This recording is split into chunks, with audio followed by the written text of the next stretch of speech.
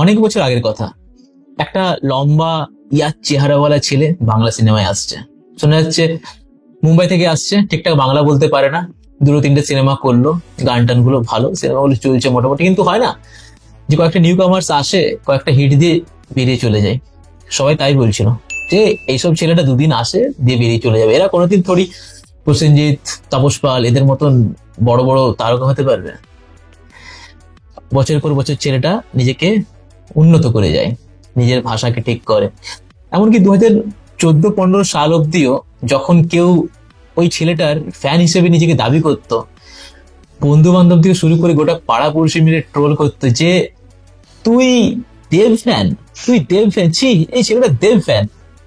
সেইখান থেকে আজ কাট টু 2025, চাঁদের পাহাড়, অ্যামাজন অভিযান, প্রজাপতি, আর এখন খাদান। বাংলা সিনেমার top 5 all time box office লিস্টে 4টা নাম সুপারস্টার দেবের। আজকে আমরা কথা বলবো সেই খাদানের বক্স অফিস কালেকশন নিয়ে, যেটা 15 কোটি পেরিয়ে গেল। শুভদা, এই যে জার্নিটা পরে আসছে, but Khadaan, the success of Khadaan কি করে, মানে আমরা তো দেখতে পেয়েছি কিভাবে তোমার এতদিন ধরে গোটা মানে গ্রাউন্ড লেভেলে, যেটা বলছে গ্রাউন্ড লেভেলে গিয়ে গিয়ে মানুষের কাছে প্রচারটা নিয়ে গেছে। যেটা আমি একটু আগে বললাম যে প্রসেনজিৎ, তাপস পাল এদের সাথে তুলনাটা কেন টানলাম আমি, কারণ তারা ওই সময় দাঁড়িয়ে যেটা প্রত্যন্ত গ্রামাঞ্চলের মানুষ তাদেরকে গিয়ে টাচ করতো, তাদের ওখানে যেত, যখন পুজো টুজো গুলো হতো বা বড় বড় মেলা হতো সেখানে গিয়ে পারফর্ম করতো এবং মানুষদের কাছে গিয়ে পৌঁছতো। সেটা একটা টাইমের পর হারিয়ে যায়, মানে মানুষ ডিটাচ হয়ে যায় পুরো এইসব সিনেমা, কমার্শিয়াল সিনেমাগুলোর কাছ থেকে, গ্রামের দিকে হলগুলো উঠতে শুরু করে। এবং হঠাৎ করে যখন খাদান আসে তখন আমরা দেখি যে গাড়ি নিয়ে বেরিয়ে পড়েছে পুরো দলটা এবং মানুষের কাছে কাছে পৌঁছে যায়। এবং সবাই আমরা এটাই প্রে করছিলাম যেন খাদান হিট যায়, কারণ এটা যদি না হয় তাহলে বাংলা সিনেমার ভবিষ্যৎ আমরা জানি না কোন দিকে যাচ্ছে। এবং সেটা অ্যাকচুয়ালি হলো। তো এটা বাংলা সিনেমার জন্য কতটা ভালো। সো প্রথম কথা হচ্ছে খাদানের যে সাকসেসটা, যেটার ব্যাপারে তুই একটা সুন্দর ডেসক্রিপশন দিলি, খাদানের সাকসেসটা কিন্তু শুধু একটা সিনেমার এরকম সাকসেস না, এবং খাদানের সাকসেসটা কিন্তু ইনস্ট্যান্ট একটা একদিনের সাকসেস না, এটা বুঝতে হবে। দেব যেইভাবে খাদানটাকে প্রমোট করেছে সেটা তো পরে হবে, বাট খাদানের যে মেকিং ওভারঅল, তুই ভাব না, আমরা 4 মাস আগে একটা পডকাস্ট বানিয়েছিলাম, আপনারা চাইলে দেখতে পারেন, উপরে লিঙ্ক দেওয়া থাকবে। একটা বাংলা সিনেমা এরকম মার্কেটে যেখানে commercial cinema has become the experimental genre, সেইটাকে দেব 1 বছর আগে থেকে লিটারালি ভাবনা চিন্তা করে করে, সেই সময় থেকে 1.5 বছর 1 বছর আগে থেকে শুটিং চলছে। তার 2 বছর আগে থেকে ভাবনা, মানে দেবের একটা ইন্টারভিউ আমি দেখছিলাম, সে বলছে যখন আমি প্রজাপতি আমি করছি, সেই সময়টা আমার এরকম একটা জনার চেঞ্জ করার আমার খুব ইচ্ছা হচ্ছিল, সেই সময় থেকে আমি এই জিনিসটা ভাবছিলাম। এবং এই জিনিসটা রুক্মিণী মৈত্র বলেছে, যখন টেক্কার সে শুটিং করছিল, শুটিং এর ফ্লোরে সে টেক্কা নিয়ে কম এবং খাদান নিয়ে বেশি কথা বলছিল। That is how much excited Dev was. But ব্যাপারটা হচ্ছে, প্রতি সিনেমায় কিন্তু তার, মানে প্রতি অ্যাক্টরের কাছে তার সিনেমা তার সন্তানের মতন হয়, আনইনটেটেড বাই দ্য ওয়ে। ব্যাপারটা হচ্ছে, সে নিজে যতই এক্সাইটেড থাকুক, বাট মানুষকে কিভাবে আনবে সেই জিনিসটা একটা খুব ইম্পর্টেন্ট পয়েন্ট, তাই না? বিকজ আমরা বছরের পর বছর দেখছি যে বাংলা সিনেমার, স্পেশালি মেইন স্ট্রিম বাংলা সিনেমায় ইউথ, আমাদের মতো অডিয়েন্স একদম রিজেক্ট করে দিয়েছে, কেউ পাত্তাও দেয় না কখন বাংলা সিনেমা আসে, কখন বাংলা যায়। আদান ফাইনালি, প্রথম কথা হচ্ছে অনেক বছর পর, মেবি লাস্ট আমি হয়তো যতদূর মনে আছে, মেবি হয়তো অ্যামাজন অভিযান, তারপরে আমি এরকম হয়তো হাইপওয়ালা বাংলা সিনেমা যেখানে লিটারালি মানে মনে হচ্ছে something big is coming up, সেটা দেখেছি। এবং তার সাথে what Dev has done is insane with the marketing এ যা করেছে, এটা নিয়ে আরো আমরা ডিসকাস করবো অফকোর্স। তো তুমি যেটা সুন্দর একটা জিনিস বললে যে টেক্কার ফ্লোরে গিয়েও সেখানে খাদান নিয়ে বেশি এক্সাইটেড ছিল, তো আমার খানিকটা এরকম মনে হচ্ছে যে দেব বুঝেছিল যে বাংলা সিনেমাকে এবারে ঘোরানো উচিত, কারণ যতই বড় বড় ডিরেক্টরদের সিনেমা আসছিল সবই একটা কলকাতা শহরের উপর বেস্ট করে, যত বড় বড় সিনেমা আসছিল কলকাতা শহরের উপরে বেস্ট করে। দেখুন সৃজিত মুখার্জি তো এখন কমার্শিয়াল চালক বাংলা সিনেমার, তো যত সিনেমা করে প্রত্যেকটা কিন্তু বেশ কলকাতার উপরে বেস্ট করেই, মানে কলকাতার সাইডে যে প্রত্যন্ত বস্তি টাইপের জায়গাগুলো আছে অতটাই অবধি সীমাবদ্ধ, বা যদি একটু দূরে যায় তখন হয়তো অনেক পরিচালক দার্জিলিং এইসব মানে পাহাড়ের দিকে চলে যায়, কিন্তু অ্যাকচুয়াল নিচের দিকে বাংলার যে মানে আমি যে বাংলার সাউথের জায়গাটা যেখানে সিনেমা নিয়ে ক্রেজটা একটু বেশি, সেই জায়গাগুলোকে হিট করতে পারে না।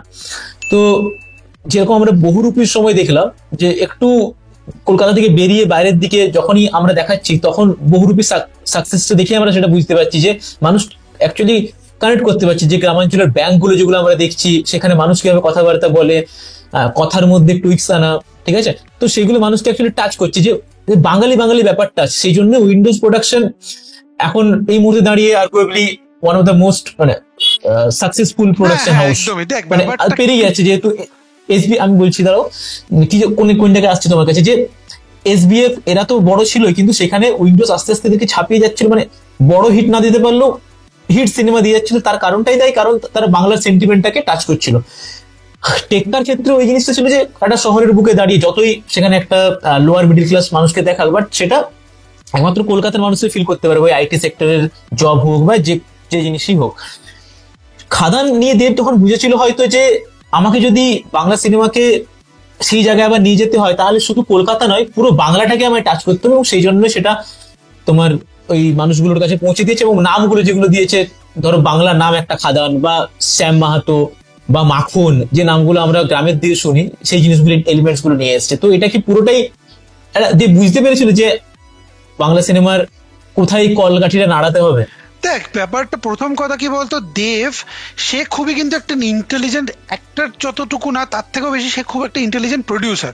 সে মার্কেটের রিয়েলিটিটা জানে। আর তুই যে এক্ষুনি বললি না যে বাইরের মানে আমাদের এই মালদা, মুর্শিদাবাদ, মেদিনীপুর এইসব জায়গার বলতে গেলে বেশ করে আমাদের বাংলা সিনেমা হয় না কেন, one of the reasons also is ওইখানে মানুষের মধ্যে হয়তো তুই যেরকম বললি ক্রেজ হয়তো আছে। প্রবলেমটা হচ্ছে কি বলতো, ওখানে না থিয়েটার্স এর অনেক অভাব হয়ে গেছে। এবার যেহেতু এখন সিঙ্গেল স্ক্রিনস গুলো আস্তে আস্তে বন্ধ হয়ে গেছে, এর জন্য কারেন্টলি কলকাতার ডাইরেক্টর বা প্রডিউসাররাও জানে যে ওই ওই মানে প্রেক্ষাপটে যদি আমরা ওই প্রেক্ষাপটে যদি আমরা সিনেমাগুলো বানাই, ওইখানে অডিয়েন্সই তো নেই দেখার জন্য, বাট সে দেখতে চাইলেও দেখতে পারবে না। ব্যাপারটা হচ্ছে দেব কি করেছে, এই সিনেমাটা যেহেতু দেব আই গেস জানি যে 6 থেকে 8 কোটি টাকার মতন বাজেট, 6 থেকে 8, স্পেশালি আই গেস 8 কোটি টাকার একটা ইন্টারভিউতে আমি দেখছিলাম, 8 কোটি টাকার যদি একটা বাজেট হয়, সেটার যদি থিয়েট্রিক্যালি রিকভারি করতে হয়, দেব বারবার ইন্টারভিউতে আমি দেখছিলাম বলছিল যে আমাকে পুরো বাংলাতে টাচ তো করতে হবে, বাট তার সাথে আমি এরকম একটা বলতে গেলে মাহল ক্রিয়েট করে দিতে চাই যেখানে তোমার বাড়ির সামনে, তুমি একটা প্রত্যন্ত গ্রামে থাকো, তোমার বাড়ির সামনে যদি কোনো সিনেমা হল নাও থাকে তাহলেও তুমি 2 ঘন্টা 1.5 ঘন্টা ট্রাভেল করে তুমি যাবে, আমি তোমার মধ্যে এমন একটা ইন্টারেস্ট জাগিয়ে দেবো খাদান নিয়ে। এবং সেই জিনিসটা আমরা মাল্টিপল টাইমস দেখেছি throughout this journey of Khadaan, যে জিনিসটা হয়েছে। আর তুই যে অথেন্টিসিটির কথাটা বললি, সেইটা খুবই একটা ইন্টারেস্টিং ব্যাপার। বহুরূপীতে আমরা এই জিনিসটা দেখেছি যে বহুরূপী কিন্তু সো কল্ড মাস ফিল্ম না, correct, but it's a commercial film. Commercial ফিল্মের মধ্যে বাংলার হিস্ট্রি, বাংলার কালচারকে, এবার বাংলা মানেই যে আমরা শুধু মানে শহরে ঘরানাতে যেরকম আমরা শুধু কিছু হলেই রবীন্দ্রনাথ নিয়ে বড় বড় হ্যাজ লিখতে থাকি, সৃজিত মুখার্জি বা ঋতুপর্ণ ঘোষ, এরা সবাই ভালো ডাইরেক্টর, বাট এদের প্রতি সিনের মধ্যে একটা ব্যাকগ্রাউন্ডে রবীন্দ্রসঙ্গীত চলতে থাকে। এইটা কিন্তু শুধু বাংলা কালচার না, এই যে ভুটিয়ালি, এই যে এইসব কিছু কিছু কালচার, এই প্রজাতিগুলো যারা সবসময় বঞ্চিত হয়ে থাকে, তাদের যে নাম, তাদের যে অথেন্টিসিটি। এবং আমি আরেকটা ছোট্ট জিনিস বলছি, কিছুদিন আগে আমার বাড়ির এখানে কৃষ্ণলীলার বলতে গেলে বড় একটা ফাংশন হচ্ছিল, 5 দিন ব্যাপী, মানে বিশাল বড় অনুষ্ঠান হয়। এই সিনেমাটা যদি রাধারানী গানটা শুনিস, এক্স্যাক্টলি ওই ফিলটা দিচ্ছিল। সেই জন্য আই গেস মানুষেরা আরো বেশি কানেক্ট করতে পেরেছে। মানে যেহেতু তুই ভাব না, এখন বাংলা সিনেমাতে আমরা ডিভোশনাল গান তো দেখিই না, কোনো ধর্ম নিয়ে কোনো কথাই হয় না। এখানে কিন্তু কোনো ধর্ম স্পেসিফিক কথা না বলেও একটা সাটল ভাবে সেই রিপ্রেজেন্টেশনটাকে এনেছে, যেটা আমার মনে হয় মানুষের কাছে খুব বেশি কানেক্ট করতে পেরেছে। কারেক্ট। তুমি যে কথাটা টানলে যে দেব জিনিসটা ফিল করতে পারছে, তো দেব অ্যাজ এ তোমার অ্যাক্টরের চেয়েও বেশি অ্যাজ এ ফিল্ম প্রডিউসার, আর আমি তার চেয়েও বলবো তার চেয়েও বেশি একজন ফিল্ম লাভার অ্যাকচুয়ালি দেব। কারণ একটা ছেলে যার খুবই লিমিটেড স্কিলস ছিল একটা ফিল্মের জগতে, সেখানে শুধু তার লুকটাই হয়তো ছিল, লুকটাও সেরকম নয়, যখন প্রথম প্রথম আমরা দেখলে এখন হাসি পেয়ে যাবে দেবের চেহারা টেহারা দেখলে, বাট সেখান থেকে নিজেকে এরকম জায়গায় নিয়ে আসা যেখানে খাদানকে দেখলে একটা সেই একটা গাটেড ম্যান, যেরকম পুষ্পাতে দেখলে ফিলটা আসে যে একটা মাস হিরো, সেখানে খাদানেও যখন আমরা দেখছি তখন একটা মাস হিরো টাইপের ফিল আসছে। দেব কিন্তু এরকম ছিল না, নিজেকে উন্নত করেছে। এবং দেখ আমরা শুধু যখন আমরা মানে সিনেমা রিভিউ করেছিলাম তখন আমার ফার্স্ট পয়েন্ট, মানে আমি আকাশ পাহাড়ির সাথে যখন বসেছিলাম সিনেমা রিভিউ করতে, আমার ফার্স্ট পয়েন্ট ছিল হচ্ছে এই দেব কিন্তু অনেক বেশি ম্যাচিওর্ড। এই দেব যখন ওই শ্যাম মাহাতো রোলে যখন স্ক্রিনে আসছে, তার স্ক্রিন প্রেজেন্স কিন্তু পাগলু বা চ্যালেঞ্জের মতো না। As much as we love Dev in those kind of films, এখানে দেব অনেক বেশি ম্যাচিওর্ড এবং তার screen presence is almost like a monster যাকে বলে, যেটা পাগলুর দেব কোনোদিনও এই খাদানে কোনোদিনও আসতে পারতো না। সো হ্যাঁ, কন্টিনিউ প্লিজ। তো ওই জিনিসটা যেরকম ম্যাচুরিটি তাদের অ্যাক্টিং স্কিলে এসছে, সেরকম ম্যাচুরিটি ইন চুজিং ফিল্মস, যেরকম ওই সময় শুধুমাত্র কমার্শিয়াল ফিল্ম বলতে একই টাইপের যতই হোক, পাগলু বলো না, তুমি আমার, তারপর তোমার চ্যালেঞ্জ, রংবাজ, চ্যালেঞ্জ, এগুলো দেখলে একটা একই রকম টাইপের ফিল। হ্যাঁ, একটা কোনোটা রমকম টাইপের, কোনোটা অ্যাকশন রোমান্স এরকম আছে, বাট একই টাইপের একটা ফিল আসে। সেখানে এসে সে প্রজাপতি করছে, টনিক করছে, ঠিক আছে, আর টেকটা করছে, তারপর খাদান করছে, তো ডিফারেন্ট টাইপস এর ফিল্ম চুজ করছে। এবং এমন নয় যে just for the sake of box office collection, সে চেষ্টা করছে মানুষের মধ্যে যাওয়ার, মানে সব ধরনের অডিয়েন্সকে টানার, ঠিক আছে। এটা একজন অ্যাক্টর হিসেবে সে করতে চাইছে, ঠিক আছে, এবং সেখানে একটা তো বিফল হয়নি, সবই সফল হয়েছে। তো বাকি যে অ্যাক্টার্স গুলো, যেগুলো আমি যদি নাম নিই তাহলে জিতের নাম আসবে, ঠিক আছে, প্রসেনজিৎকে ছেড়ে দিলাম, বাট এই মুহূর্তে যারা যারা উঠছে, যেমন অঙ্কুশ হোক বা আমাদের পরমব্রত, আবির, বাকি যারা আছে, আমি জিতের নামটা বেশি করে বলছি। তো এই জায়গায় দাঁড়িয়ে জিতের মতন তারকা সেই জিনিসটা ট্রাই করছে না, একই রকমই কমার্শিয়াল মুভি দিয়ে যাচ্ছে। তো এটা কি জিতের পিছিয়ে থাকার একটা কারণ নয়? মানে তুমি জিতের ব্যাপারটা কিভাবে সাম আপ করবে? জিত চেঙ্গিস দিয়েছে, যেটা হালকা হিট ছিল, but that is not enough. দেখ ব্যাপার আছে, ব্যাপারটা হচ্ছে কি বলতো, খাদানের যে এই যে সাকসেসটা আমরা যেটা দেখছি, এইটা আমি বারবার বলছি না, এটা কিন্তু একদিনের সাকসেস না। সেইটার one of the contributing factor to this success is Dev যে এতদিন অন্য ধারা সিনেমা করছিল, তাই তো। তো তার যে নিজের ফ্যান্সরা আছে তাদের মধ্যে একটা খিদে, এবং আমরা এটাও জানি যে ফ্যান্সরা কোনোদিন, শুধু ডাই হার্ট ফ্যান্সরা কিন্তু কোনোদিন একটা সিনেমাকে হিট করতে পারে না, কোনোদিনই পারে না। সেটা কোনো মার্কেটেই পারে না, বাংলাতে হোক, হিন্দিতে হোক, হলিউডে হোক, কোথাতেই পারে না। কিন্তু দেব যে এতদিন একটা অন্য ধারার সিনেমা করছিল, সে যখন খাদান নিয়ে আসলো, খাদানে যখন ফার্স্ট টিজার ট্রেলার নিয়ে আসছিল, it looked very very different from what we were seeing. আমরা মানে দেখতে দেখতে আমাদের চোখ পচে যাচ্ছিল। এবং দেব নিজেও ইন্টারভিউতে বলেছে যে সেও বলতে গেলে যদি চেঞ্জ না হয় তাহলে অডিয়েন্স তাকে চেঞ্জ করে দেবে, সেই জিনিস এতটা সেলফ অ্যাওয়্যার। জিতের one of the problems is now, এইবার এই নিয়ে অনেকেই কথা বলে যে জিত কিন্তু কমার্শিয়াল সিনেমাকে বাঁচিয়ে রেখেছে অ্যান্ড অল দ্যাট, সব মানছি, ব্যাপারটা অন্য। ব্যাপারটা হচ্ছে জিত, তুই বল না, তুই প্রতিদিন যদি বিরিয়ানি কি খেতে পারবি না। তোরও বলতে গেলে দুদিন পর তোর মুখে অরুচি হবে, তারপরে তোর সেই ডাল ভাতই খেতে হবে, তাই তো। জিত কি করছে, জিত যেহেতু পরপর কমার্শিয়াল সিনেমা করে আছে, এবং কমার্শিয়াল সিনেমা করো, that's not a problem, but আমার কেন এইটা আমার একটা মেজর ক্রিটিসিজম, জিতের সিনেমাগুলো বাঙালি ঘরানা না। কেন বাঙালি ঘরানা না বলছি, it looks very very south বা হিন্দি সিনেমার একটা হেভি অ্যাডাপ্টেশন। সিনেমার নাম ভাবনা চেঙ্গিস, সিনেমার নাম ভাবনা মানুষের মধ্যে লিটারালি জিতের যে লুক আর the title of Manush, which is a Bengali name, সেটা কিন্তু ম্যাচ করছে না। আচ্ছা, আরেকটা ব্যাপার, জিতের সিনেমার গান, তুই ভাব, কিশোরী, বাপ এসেছে, এই গানগুলো কত বড় হিট গেছে, স্পেশালি কিশোরী, কারেক্ট। জিতের সিনেমার সবচেয়ে বড় প্রবলেম হচ্ছে, লেটস সে পুরো সিনেমাটা কলকাতা বেস, কারেক্ট। এখনো সে তার সিনেমাতে এই জিনিসটা সত্যি একটা বড় ক্রিটিসিজম দেখে মনে হয়, ফট করে একটা গান আসলো সেটা লন্ডনে শুটিং হচ্ছে, ফট করে একটা গান আসলো সিঙ্গাপুরে শুটিং হচ্ছে। আরে এই জিনিসগুলো তো আমরা আগে দেখেছি, এখন আর এই জিনিসটা কিন্তু ভালো লাগে না। মানে তুই ভাব না, কিশোরী যদি ওই বলতে গেলে কয়লা খাদানের মধ্যে শুটিংটা না হয়, যদি দেব আর ঋতিকা পল যদি সিঙ্গাপুরে নাচ করতো, তোর কি ভালো লাগতো? ভালো লাগতো না, তাই না। তো জিতের আই গেস অনেকগুলো, ইটস আ মাল্টিপল ফ্যাক্টর। ফ্যান্সরা চাইলে মানে আমাদেরকে এই ব্যাপারে ট্রিগার হতেই পারে, বাট আই গেস ফ্যান্সরাও নিজের বুকের হাত দিয়ে যদি কথা বলে, অনেকগুলো ফ্যাক্টর আছে। এবং জিতের প্রমোশন, তো তুই জিতের আই গেস প্রমোশন তো কিছু দেখেছিস, তোর কি মনে হয়? তো জিতের ওই জিনিসটাই হচ্ছে আর কি, যে তোমার যেটা আমরা দেবের যখন সিনেমা আসুক না আসুক, দেবের কোনো না কোনো জিনিস আমরা দেখতে পাই। কোনোটা সিনেমার পোস্টার আসছে, মানে তুমি যেদিন থেকে টেক্কার অ্যানাউন্সমেন্ট হয়েছে বা শুধু টেক্কা বললে ভুল হবে, তার আগেও পেরিয়ে যেছে, টনিক থেকে শুরু করেছে আমরা, কিছু না কিছু একটা আসছেই। এই যেমন ধরো এই বছর পুজোতে কি আসবে আমরা জানুয়ারি ফার্স্টেই দেখতে পেয়ে গেলাম, এবারে সেটা নিয়ে একটা রেস থাকবে, সেটা থাকতে থাকতে ও আরো একটা কিছু পোস্টার দেবে বা একটা কোনো টিজার দিয়ে দেবে, এবং তার কিছুদিন পর আরেকটা টিজার দেবে, তারপর ট্রেলার দেবে। তো সেই জন্য মানুষকে এঙ্গেজ রাখছে, মানে বারবার একটা জিনিসকে চালিয়ে যাওয়া, যেরকম আমরা বারবার ইউটিউবের ভিডিও দিই কিসের জন্য, অ্যালগোরিদমটা ঠিক থাকে, মানুষের বারবার চোখে পড়ে এবং মানুষ ইন্টারেস্টেড হয়। এই জিনিসটা কিন্তু জিৎ করছে না। জিৎ যখন সিনেমা আসবে তার দুদিন আগে যেরকম র্যান্ডম সিনেমাতে হয় সেই জিনিসটাই করছে, যে সিনেমা আসবে তা আমি হয়তো এক মাসে একটা টিজার যদি দিতে দেবো, একটা পোস্টার দেবো, তার কিছুদিন পর ট্রেলার, এবং তারপরে সিনেমা চললো চললো না চললো না চললো, এবং তারপরে আরো জিনিস করবো। মানে ব্যাপারটা অক্ষয় কুমারের মতন হয়ে গেছে আর কি, অত বেশি সিনেমা না করে। হ্যাঁ এক্স্যাক্টলি, জিৎ যেমন বারবার অক্ষয় কুমার যেটা বলে এখানে এসে জিতে তাই বলেছে আমি কমার্শিয়াল মুভি করে ছাড়বো না, যতই যাই হয়ে যাক আমি কোনো সময় ওই বাংলা সিরিয়াল মার্কেট সিনেমার দিকে যাবো না, আমার এটাই আমার লক্ষ্য, আমি এইভাবে বাংলা সিনেমাকে তুলবো। দেখ, that is, I don't think that's a problem. প্রবলেমটা কি বলতো, জিতের কমার্শিয়াল সিনেমা করাটা is not a problem. Of course আমরা বিরাট বড় কমার্শিয়াল সিনেমা সাপোর্টার।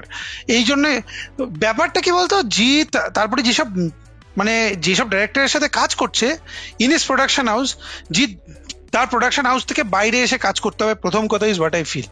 সেই যদি নিজের প্রোডাকশন হাউসে কাজ করতেই থাকে তাহলে প্রবলেমটা কি হবে বলতে, এই সেম প্রমোশনাল স্ট্র্যাটেজিও থাকতে থাকবে এবং কোনো ভালো ডাইরেক্টরের সাথে কাজ করবে না, র্যান্ডম কোনো হিরোইনকে বলতে গেলে নিয়ে নেবে যার কোনো মানে কোনো ভ্যালিডেশন নাই লিটারেলি। এই সুস্মিতা লাস্ট সিনেমাতে সুস্মিতা ছিল, তার আগে সিনেমাতেও সুস্মিতা ছিল, কে চেনে ভাই একে?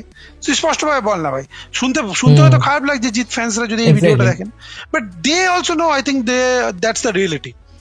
এইবার খাদানের একটা ম্যাচ লাইক একটা রিপেল এফেক্ট শুধু যে জিতের উপরে পড়বে তা না, আই থিঙ্ক একটা রিপেল এফেক্ট আমাদের বুম্বাদা যিনি দেবী চৌধুরানীতে আসছে, এবং আমরা কিন্তু দেবী চৌধুরানীতে দেখছি যে বুম্বাদার অনেকটাই একটা বলতে গেলে মাস আফতার বলবো না, বাট একটা মেইন স্ট্রিম আফতার অনেকদিন পরে দেখতে পাচ্ছি, হিস্টোরিক্যাল ফিল্ম।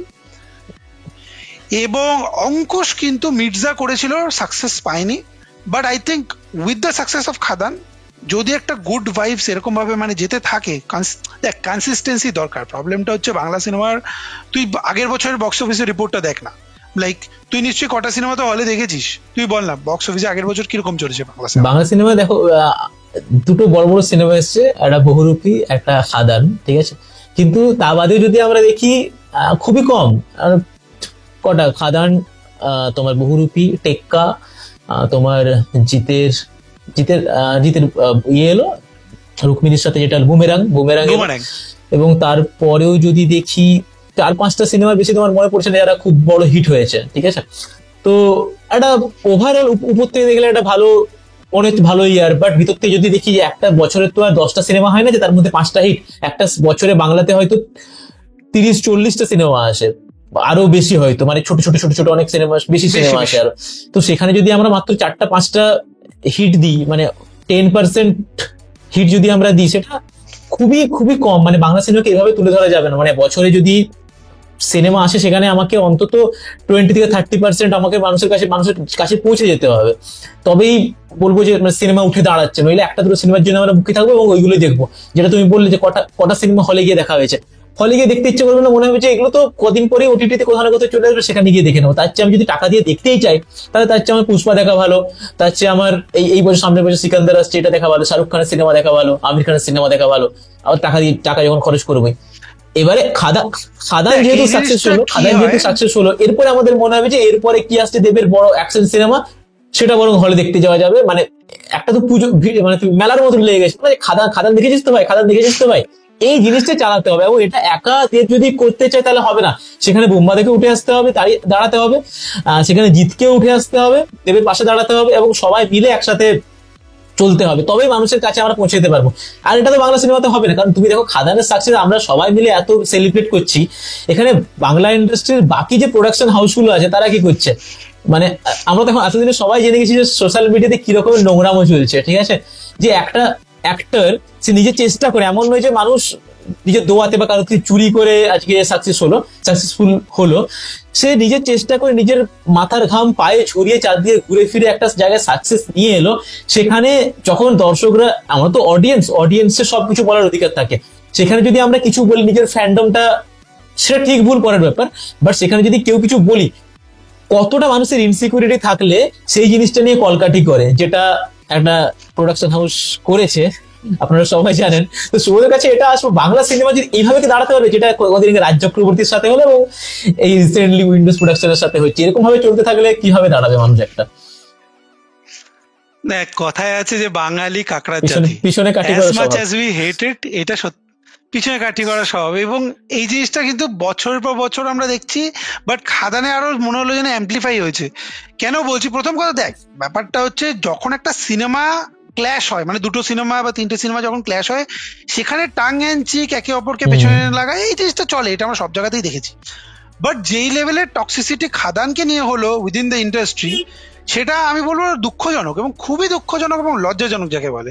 প্রথমে যদি আমরা সিকোয়েন্স যেতে চাই, কি হলো, অবভিয়াসলি একটা স্ক্রিনস নিয়ে মারামারি লাগবে, এটা তো হবেই, সবাই নিজেদের সিনেমার ভালো শোকেসিং চাইবে, তাই না? আমি যদি একটা সিনেমা বানাই এবং আমার সিনেমা যদি, মানে কথার কথা বলছি, আমার সিনেমা যদি দেবের সাথেও আসে, আমি চাইবো আমার সিনেমার বেশি স্ক্রিন পাক, বেশি হল পাক, কারেক্ট, এইটা হবে।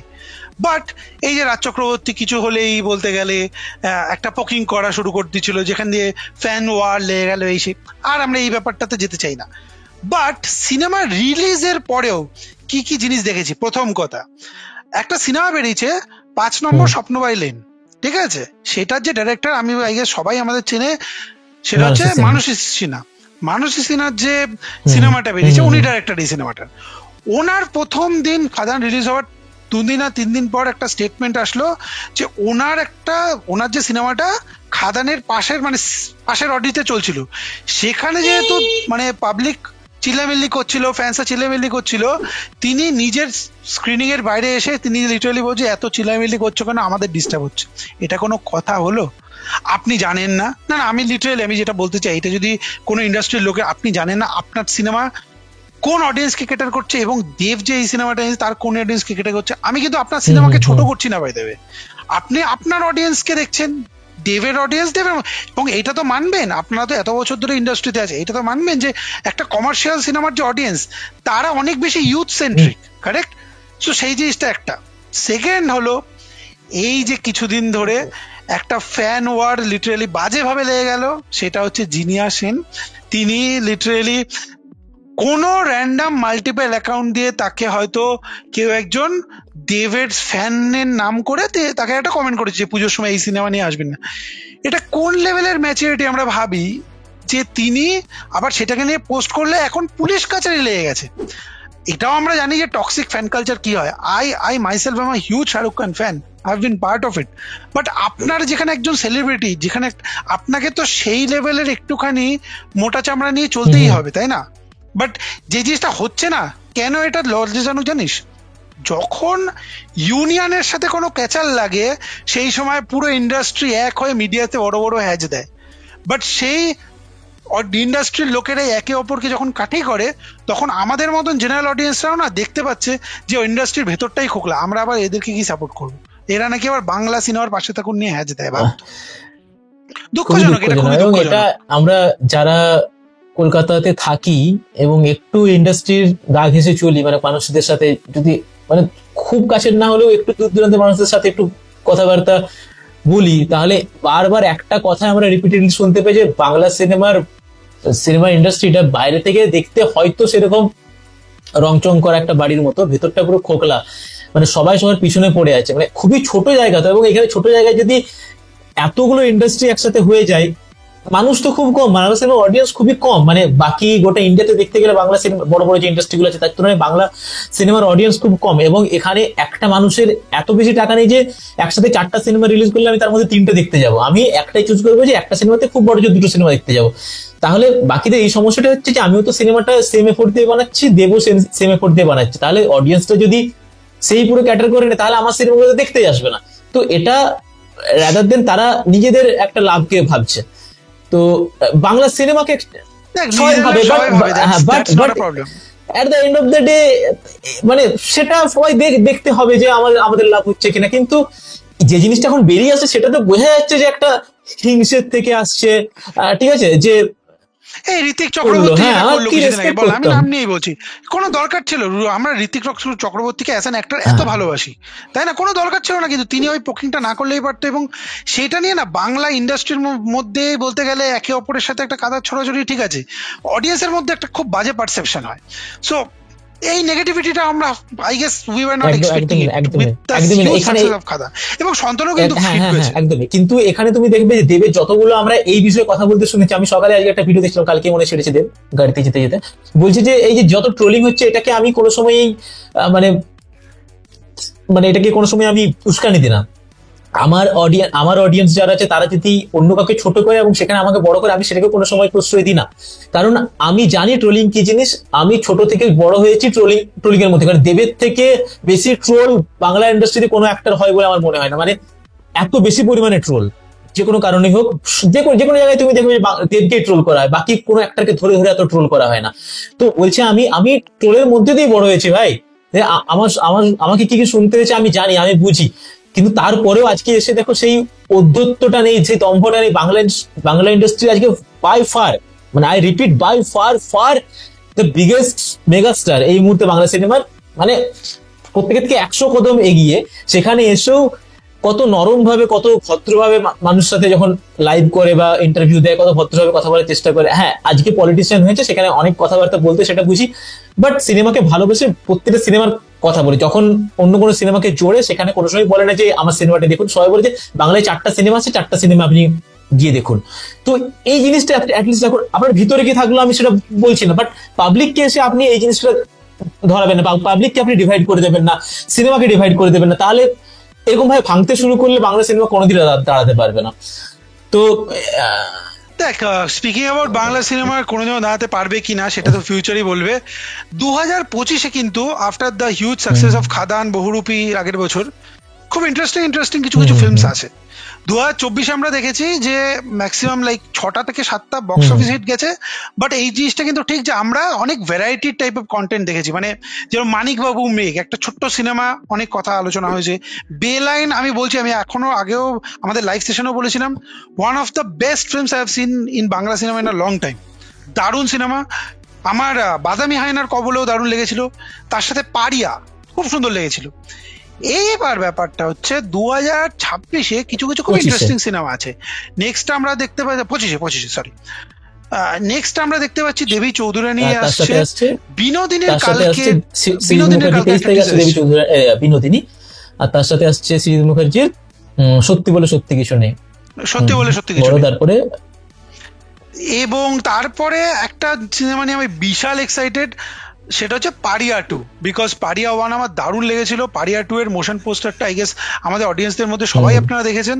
আমি খুব এক্সাইটেড ওইটা নিয়ে। এবং পুজোর সময় রঘু ডাকাত আসছে, তার সাথে আমার রক্তবীজ 2। রক্তবীজ কিন্তু এমন একটা সিনেমা ছিল যেইটা আমাকে উইন্ডোজ প্রোডাকশনের সিনেমাকে ফার্স্টবার আমি নোটিস করা শুরু করলাম, বিকজ তার আগে আমি আগেও বলেছি মানে I was not their audience, আমার ভালো লাগতো না। বাট রক্তবীজ থেকে আমার ভালো লাগা শুরু হলো। রক্তবীজ 2 এবং Raghu Dakat, huge clash, we will be looking forward to it. এবং আরেকটা সিনেমা যেটা এখন থেকে হয়তো মনে হচ্ছে আমরা আমাদের অডিয়েন্স না, মানে আমরা ওই সিনেমা অডিয়েন্স না, বাট আমার বস বলে সিনেমাটা আসছে, সেটাতে রাখি গুলজার থাকবেন। অনেক বছর পর তিনি বাংলা সিনেমায় কামব্যাক করছেন, এবং সেখানে লিড অ্যাক্টর কিন্তু আবার কে প্লে করছে, শিবপ্রসাদ মুখার্জি, যেখানে আমরা দেখেছি বহুরূপীতে কি অসাধারণ অ্যাক্টিং করেছে। So very interesting year for Bollywood, like for our Bangla cinema industry. জিতের লায়ন যদি আসে, আমরা এখনো জানি না কি হবে না হবে, বাট সেটার কথা আছে, জিতের লায়ন আসতে পারে এই বছর। তো 2025-এর দিকে আমরা মুখিয়ে থাকবো বাংলা সিনেমা। অ্যাকচুয়ালি 2024-এ 2-3টে বড় বড় কাল্ট সুপারহিট যদি বলতে পারি বক্স অফিস কালেকশন অনুযায়ী দিলেও, আমরা 2025-এ মানে আমরা এটাই প্রে করবো যে শুধু 2-3টে নয়, যে সিনেমাগুলো আসছে, যেগুলোর নাম আমরা শুনতে পাচ্ছি, সেগুলো প্রত্যেকটা যেন হিট যায়। মানে খাদানকে দেখে অ্যাটলিস্ট প্রচার প্রমোশনটা অ্যাটলিস্ট মানুষ, মানে যে রেসপেক্টিভ ইন্ডাস্ট্রি গুলো আছে তারা সেভাবেই করুক। মানে প্রত্যেকটা সিনেমা তো প্রত্যেকটা অডিয়েন্সের জন্য নয়, কিন্তু আপনি যে অডিয়েন্সকে টার্গেট করেছেন তাদের কাছে গিয়ে পৌঁছে যান এবং তাদেরকে উদ্বুদ্ধ করুন আসার জন্য। মানে মানুষ কিন্তু এখনো সিনেমার জন্য সিনেমা দেখে। মানে বাংলাতে অনেক দেবের যে সিনেমাগুলো বললাম, টপ 5 সিনেমা, তারা কিন্তু 20 কোটির কাছাকাছি বক্স অফিস কালেকশন দিয়েছে, ঠিক আছে। তো বাংলা সিনেমা কিন্তু অডিয়েন্স আছে, এখনো মানুষ দেখতে যাবে, কিন্তু আপনাদের তাদের কাছে গিয়ে আপনাদের প্রেজেন্টেশনটি পৌঁছতে হবে। তো যারা দেখছেন, যদি বড় কোনো কেউ নজরে পড়ে, তাহলে তাদের কাছে আমরা এটাই অনুরোধ করবো যে আপনারা মানুষের কাছে পৌঁছে যান এবং সবাইকে সাপোর্ট করুন বাংলা সিনেমাতে। মানে প্রত্যেকে হাত ধরে চলুন, আমরা পিছিয়ে পড়ছি আস্তে আস্তে, নইলে আমরা আস্তে আস্তে হারিয়ে যাব। বাংলা না, let's not end this podcast on a negative negative নোটের নোট। জন্য নয়, কিন্তু সত্যি কথা বাংলা বলতে যে বাংলা যে কথাটা, বাঙালি যে কথাটা, সেটা খুব পুরো দুনিয়ার খুবই একটা ছোট জায়গায় সীমিত। তো আমরা যদি আহ নিজেদেরকে নিজেরা এরকম ভাবে পিঞ্চ করতে থাকি, পোক করতে থাকি, তাহলে কিন্তু আমরা আস্তে আস্তে হারিয়েই যাবো। মানে বাংলাতে এমনিতে এখন হিন্দি ঢুকে পড়েছে, তো বাংলাকে এই মানে বাঁচিয়ে রাখতে হলে বাঙালিকে সাথ দিতে হবে। তুমি একটা পজিটিভ নোটে শেষ করো।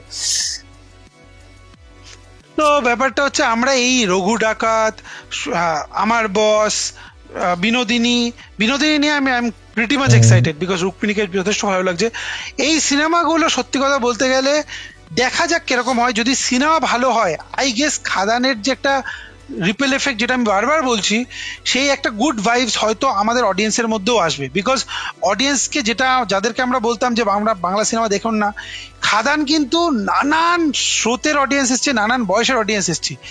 সেই অডিয়েন্স গুলো যদি আবার বাকি সারা বছর ধরে, বিকজ একটা ইন্ডাস্ট্রি 3-4টে বা একটা দুটো ব্লকবাস্টার দিয়ে সারা বছরে চলতে পারে না, we needs small films as well. তো এইভাবে আমাদের ইন্ডাস্ট্রি এগিয়ে চলুক, এবং আমরা প্রতিটা সিনেমারই বলতে গেলে রিভিউজ, রিয়াকশনস বা পডকাস্ট এরকম মানে আপনাদের জন্য আনতে থাকবো। আপনারা চ্যানেলটাকে সাবস্ক্রাইব করুন, এবং আবার কোনোদিন একটা সুন্দর আড্ডা হবে এরকমই শান্তনুর সাথে। আবার ক্রিকেট পডকাস্টও আমরা মাঝে মাঝে আনি। তো ধন্যবাদ, চলো, ধন্যবাদ। নমস্কার।